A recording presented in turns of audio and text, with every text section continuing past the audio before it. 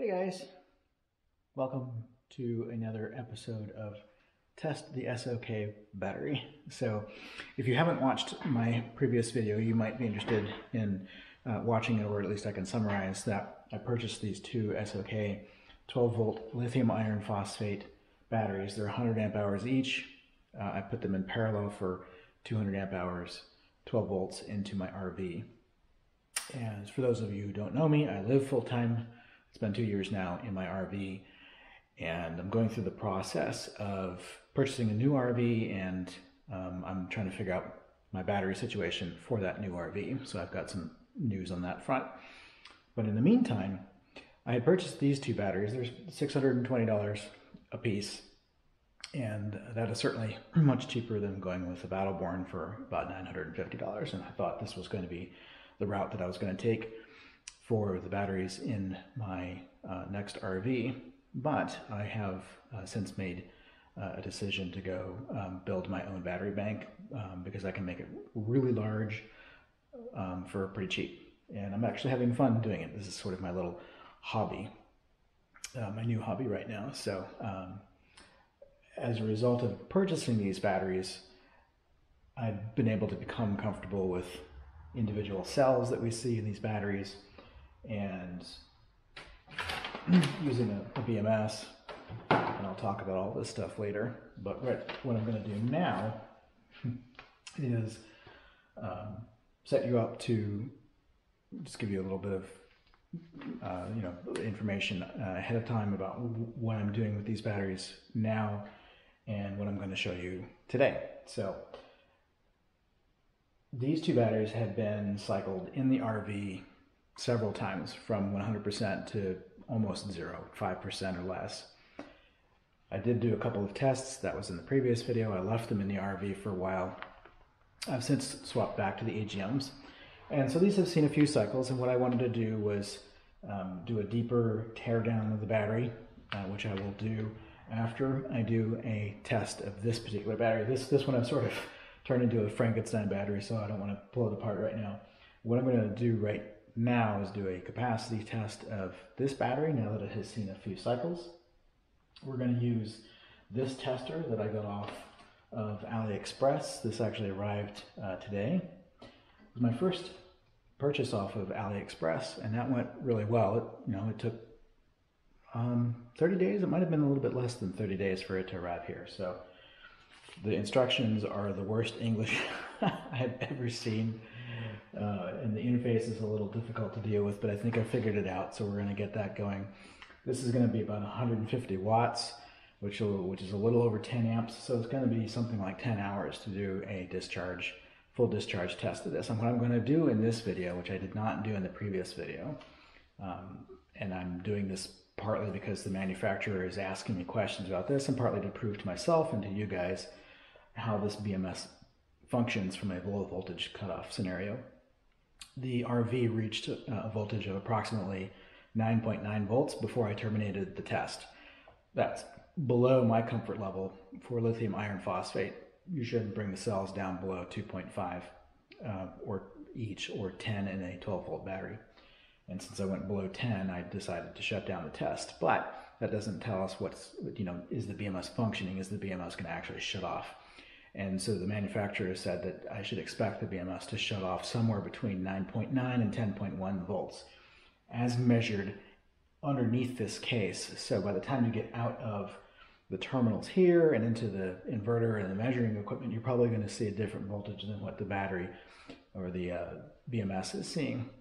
So we're going to let this run until the BMS cuts off. Although I did set this to an 8.3 volt cutoff, so if this thing sees 8.3 and the BMS hasn't shut off, then I will definitely be telling the manufacturer, hey, your BMS is not working appropriately. So that's part of what this test is for. And we're going to see if we're still getting 100 amp hours. I was getting 102, 103, I don't remember now, amp hours out of these in my initial testing at a 0.2 C rate. So this is actually going to be a 0.1 C rate, so I should get a really good number out of this. Anyway, so to recap, we'll test this. We're also going to test this battery, which I've Frankensteined a little bit. I've got some load over here in the form of automotive light bulbs. This provides 270 watts worth of load, so that'll be a 0.27 C rate, a higher discharge rate. This guy here is my variable power supply, so I can charge these batteries. And I'm going to show you at the, before I dive into the load test, I'm going to show you that this battery is fully charged by, you can see the voltage is set to 14.62. I should get that, it should be no more than 14.6. But per the manufacturer, we charge it to 14.6 until the cells reach a 0.05 C rate, which is going to be 5 amps. So when I hit 5 amps, that's when I'm going to terminate the charging process. And when we consider the battery to be full, then I'll initiate the load test and we'll see the results here. This will tell us the amp hours and the watt hours observed. So we'll get some really accurate information from that particular test. All of this is in service of what I'm eventually going to be doing is building a 28 kilowatt hour battery bank, probably about 28.8 nominal kilowatt hour battery bank, 48 volt DC, there'll be 2 of them. And that'll be driving a very large inverter system, and I'm going to be able to power the entire coach, including air conditioning, which is mini split in the new RV. So I'm really excited to do that. I'm waiting on those batteries to arrive, so the best I can do now is play with these batteries and just kind of get a comfort level with the BMS that I have chosen, which we will talk about in a separate video. But with this BMS and with the batteries, under the supervision of the different BMS, we'll do the same sort of test on the other SoK battery that I bought. And I hope that that provides some useful information to you as far as how much capacity do these have, are they worthwhile, why am I choosing not to go with them in the long run, that sort of thing. So, all right, enough preamble. Let's get into the fun stuff. Okay, we've got the power supply set to 14.6 volts. We're going to connect up. If I can get a good connection here. Okay, so the fact that we're at 14.2 means this battery is pretty full. We're going to let this get up to 14. This will hit 14.6. The amperage will start going down, and I will disconnect this when that reaches 5 amps. So I'm going to swap over to a time lapse here and grab that.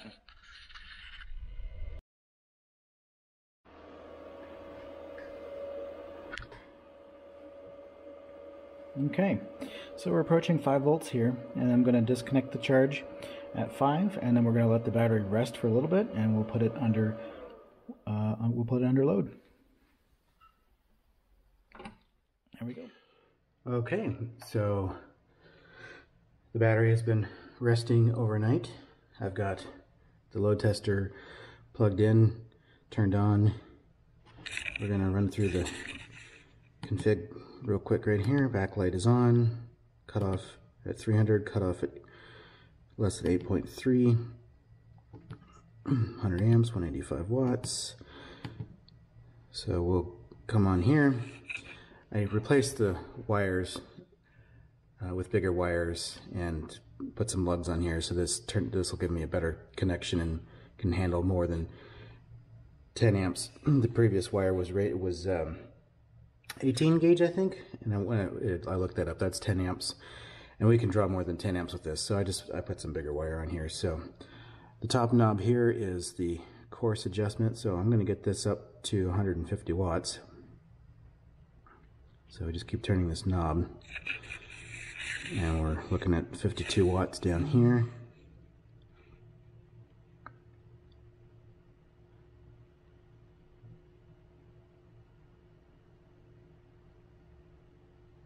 Perfect, basically 150 watts. So we're going to let this run. I'm going to move this over to time lapse, and this will take a while, but we should hopefully pull at least 100 amp hours out.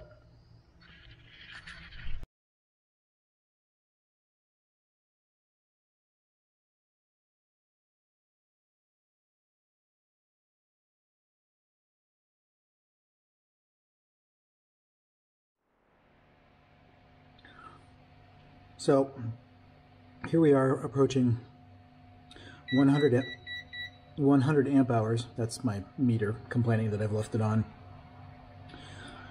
100 amp hours.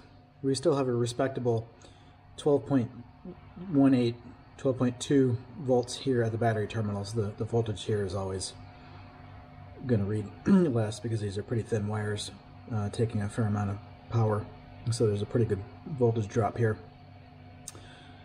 But what I wanted to comment on while we're watching this, you may have noticed in the video that the unit, this testing unit, shut off a couple of times and then shut off for a fairly significant time, and then you probably saw some physical rearrangement here. So the power supply that it comes with died, just 0 volts coming out. So fortunately this tester can be powered by USB, so I swapped over to a micro USB using one of Apple's little USB bricks that are the really small ones. And that thing is actually getting pretty warm, so I had to put a fan over here on it to keep it cool. So this thing draws an amazing amount of power. I don't know why. You would think that it's just a controller and the heat dissipation and all the energy is coming out of the device that's under load, but apparently not. So that's really interesting.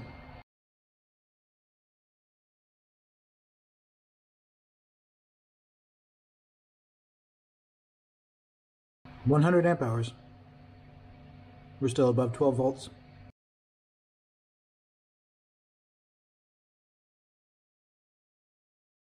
All right, 12 volts at the battery terminal, 100.35 amp hours, 1267 watt hours. That might be a little off because of the wire losses. Now this battery isn't, lithium iron phosphate in general isn't technically empty until 2.5, and the voltage is going to start dropping more and more rapidly as we approach 10.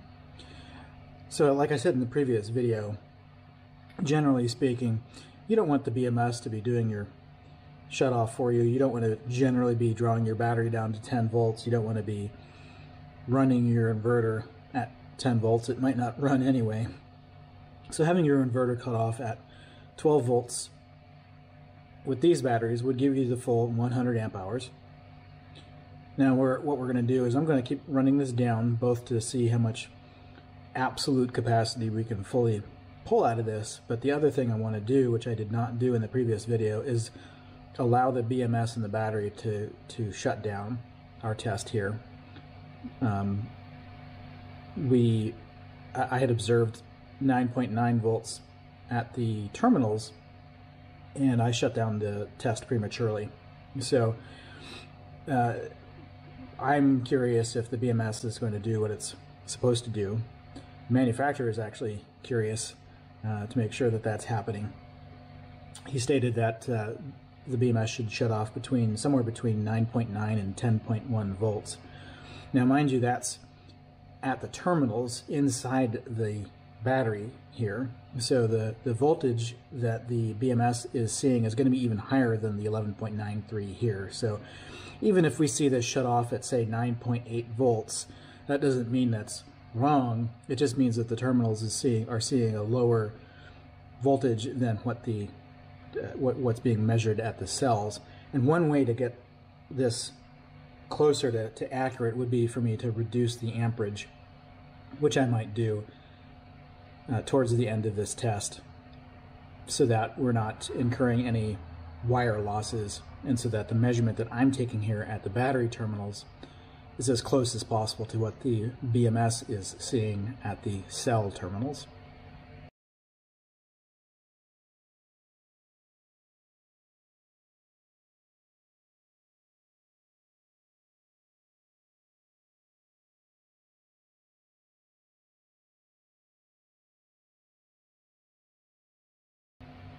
So we've crossed over 1280 watt hours. That would be the nominal watt hour rating of the pack, 12.8 volts nominal times 100 amp hours.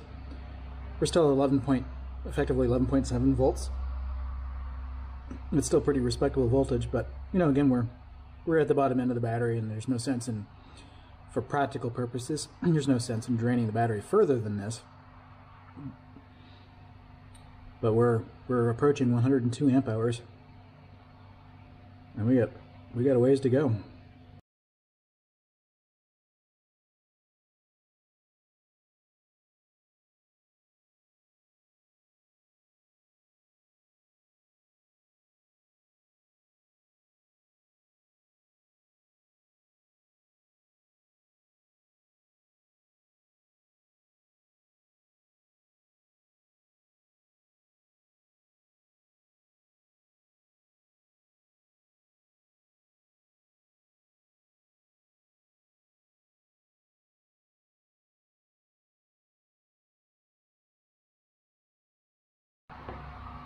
Okay, so we're going to pay really close attention here. We're at 104, just over 104 amp hours. The voltage is dropping quite rapidly. We're approaching the cutoff point of voltage per cell for lithium iron phosphate at 2.5 volts per cell, and for 4 to make up this battery, that's 10 volts. So we're about to hit what should be a normal BMS cutoff, but I suspect we're going to go under 10. We'll see just how far we go.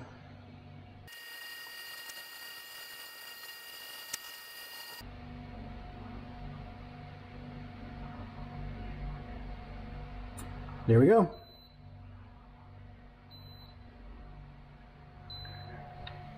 Even though I've given it some charge.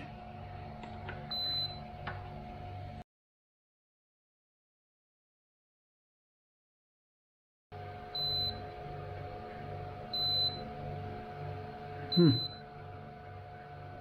I'm going to disconnect the load tester here. Make sure it's not interfering.